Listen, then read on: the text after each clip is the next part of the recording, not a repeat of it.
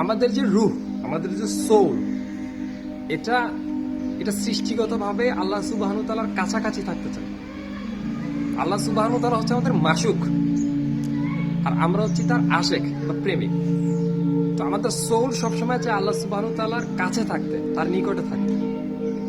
এখন যখন তুমি তাকে জোর করে আল্লাহর কাছ থেকে দূরে সরিয়ে নিচ্ছ, তোমার সোল বা তোমার রূহ বা তোমার আত্মা ডিস্ট্র্যাক্ট অনুভব করে, দূরত্ব অনুভব করে, বিষণ্ণ অনুভব করে।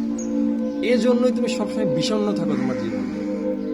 এই জন্য তুমি কোনো কাজে হ্যাপিনেস খুঁজে পাও না, তুমি আলটিমেট পিচ খুঁজে পাও না, তুমি কোথাও শান্তি খুঁজে পাও না।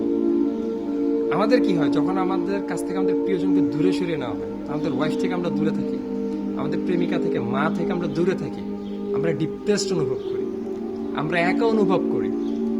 আমাদের রুহ যখন আল্লাহর কাছ থেকে দূরে সরিয়ে রাখা হয়, তখন আমাদের রুহটা একই রকম লোনলিনেস ফিল করে, একাকিত্ব ফিল করে। আমাদের রুহ চায় আল্লাহকে সেজদা করতে, আর আমরা জোর করে আল্লাহর রিমেম্বারেন্স থেকে, আল্লাহর জিকির থেকে রুহকে দূরে সরিয়ে রাখি। এই জন্য আমাদের সোল ডিপ্রেসড হয়ে যায়, এই জন্য আমাদের সোল একাকিত্ব ফিল করে।